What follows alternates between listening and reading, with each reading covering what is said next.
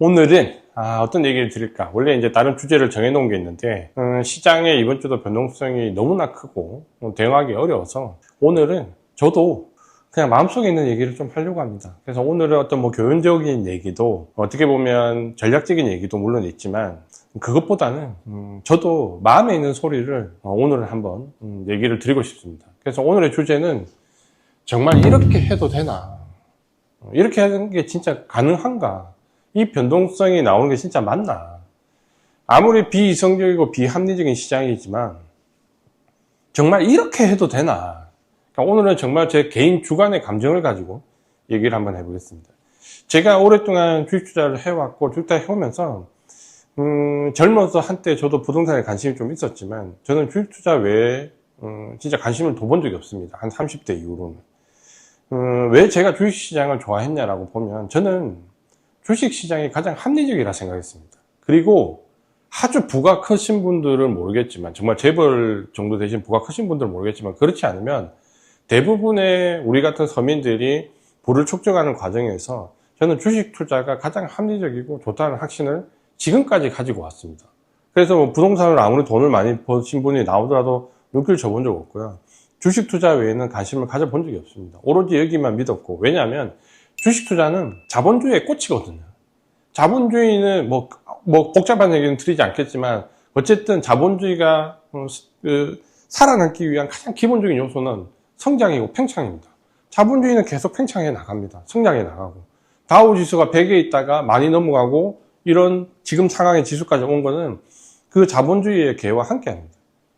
오렌 버핏이 이기는 이유 중에 가장 큰 이유는 결국 사서 버티는 것도 있지만 그 자본주의 방향에 베팅을 하는 겁니다. 그래서 오렌 버핏이 얘기했듯이 공매도나 역방향 투자 하시는 분들 그 순간에 수익을 취할 수 있을지 몰라도 오래 살아남지 못한다. 주식은 가지고 버티면 결국 이기거든요. 공매도는 가지고 버티면 죽습니다.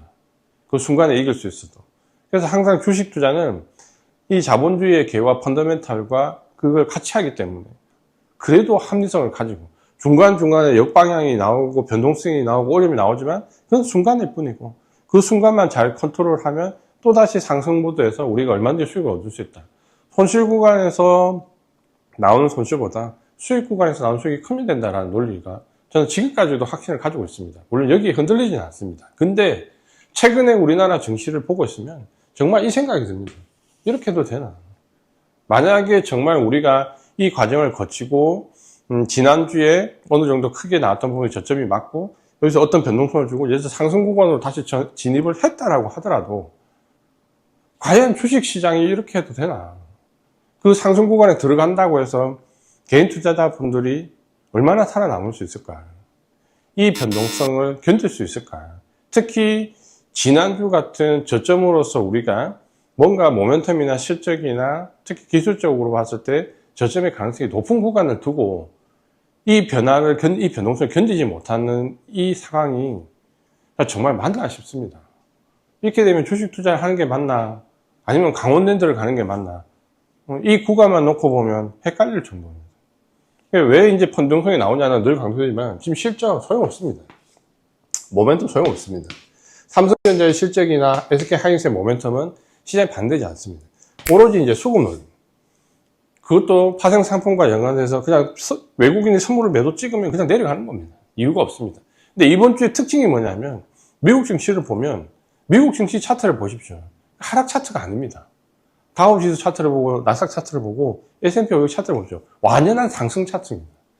근데 변동성이 이렇게 큽니다. 특히 이번 주에 들어와서 미국 증시의 특징을 보면 예를 들어서 지난주 7월 초에 나타난 AI 고점론 보기가 어려워. 엔비디아 보십시오. 얘네 상승보다 좋습니다. 마이크론 테크놀로지가 SK하이닉스보다 훨씬 잘 버팁니다. 3위 업체가.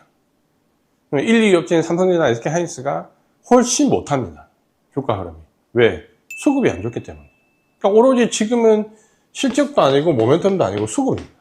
수급만 가지고 모든 걸 얘기해야 되고 이제 미국은 어떻게 보면 AI 모멘텀을 받는 섹터 전체 공략에서 지금은 엔비디아나 마이크론 같은 종목보다 샌디스크나 AMD 같은 종목이 훨씬 더 크게 하락합니다. 그러니까 이제 나뉘는 거죠. 차별화는. 이걸 단순하게 AI 고점론 이제 이렇게 얘기하기도 어렵습니다. 그리고 미국은 인위적이든 인위적이지 않든 경기 소비재나 금융 관련된 금리상 소유주들이 꼼짝꼼짝 잘 올라갑니다. 그러니까 뭔가 미국 시장은 밸런스가 맞아져 가면서 신고가를 갱신하는 흐름입니다. 그러니까 우리는 대안 종목들은 물론 상승하긴 합니다만 수익률이 미미하고 반도체가 확 가라앉을 때 코스닥에서 반대급부로 올라가는 거예요. 근데 이렇게 되면 안 되거든요. 코스닥이 진짜로 상승하려면 이렇게 롱청산이 아니라 반도체가 올라가는데 코스닥이 더 치고 올라가야, 그래야 코스닥 장세거든요. 반도체 상승보다 더 올라가는. 근데 반도체가 빠질 때 올라간다? 의미가 없습니다. 수급적인 부분 외에는. 그러니까 지금의 상황은 오로지 변동성 장인 거죠.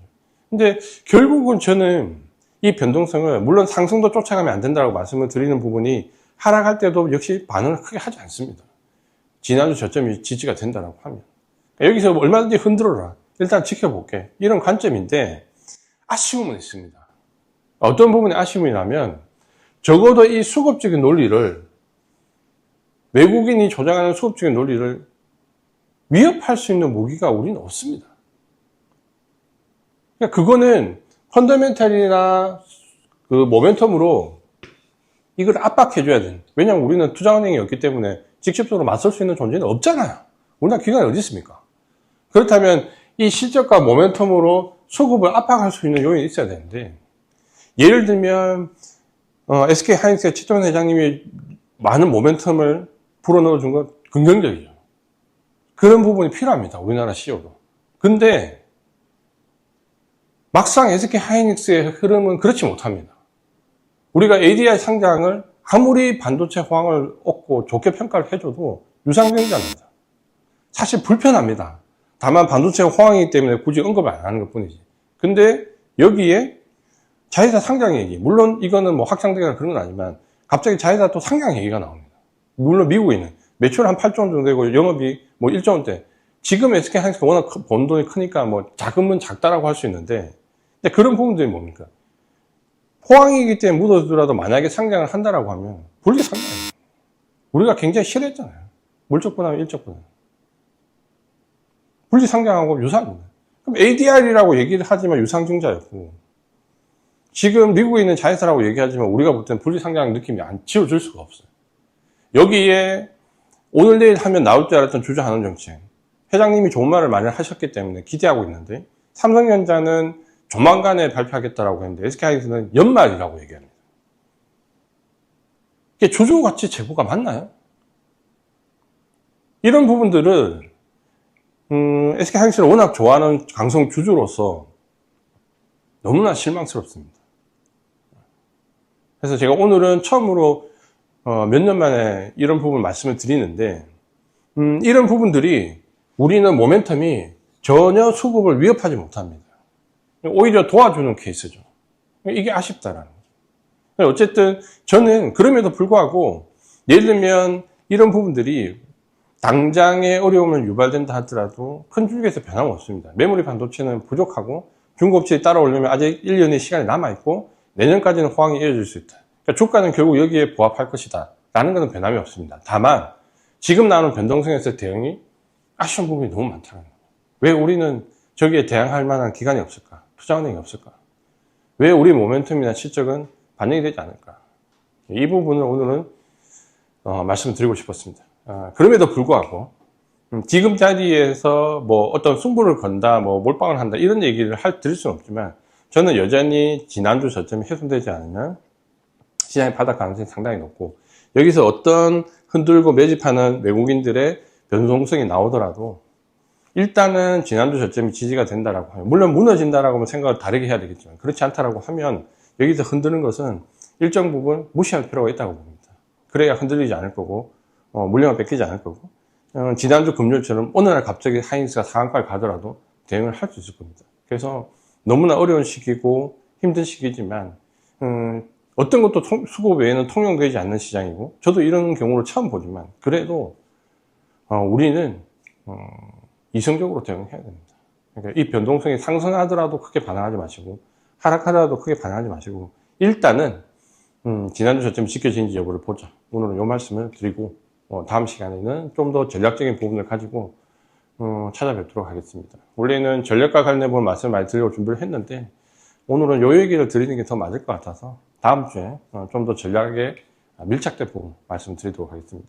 저도 좀 울분을 타고 싶고 우리 투자자분들도 마찬가지일 건데 어렵더라도 포기하지 좀 않으셨으면 좋겠습니다. 제가 연말에 항상 드리는 말씀이 있거든요. 우리나라 경제가 삼성이나 현대가 만들어 온 게 아닙니다. 그렇잖아요? 우리나라 경제 누가 만들었습니까? 우리나라 경제는 정말 우리가 만들었습니다. 대기업이 만든 게 아닙니다. 우리나라 경제를 만든 주체가 어떻게 보면 독일의 저 3,000m, 4,000m 강산에서 젊음을 맞바꿔서 팔던 달러나 남의 나라 가서 시체 닦아주면서 벌었던 우리나라 간호사분들의 송금한 돈으로 고속도로 만들고 황제철 만들고 맞잖아요. 월남에서 달러랑 피를 바꿔와서 우리나라를 만들었잖아요. 우리가 만든 거지 대기업이 만든 게 아닙니다. 절대 우리가 우리들 스스로 폄하하지 않았으면 좋겠습니다. 그러니까 자조적인 건 어느 정도 있을 수 있겠지만 생각보다 우리나라 기업들이 한 해 분기에 100조를 벌 만큼 올라와 있습니다. 펀더멘탈이 흔들리는 게 아닙니다. 정말 오늘 제가 쓴소리를 했지만 SK하이닉스나 삼성전자는 우리가 생각하는 것보다 훨씬 더 글로벌하게 큰 기업입니다. 우리를 좀 펌 안 하고 우리 시장을 정상화를 같이 좀 시켰으면 좋겠습니다. 오늘은 제가 죄송하지만 좀 감정적인 얘기를 많이 드렸습니다. 다음 시간에는 전략적인 부분으로 찾아뵙도록 하겠습니다. 이지연이었습니다.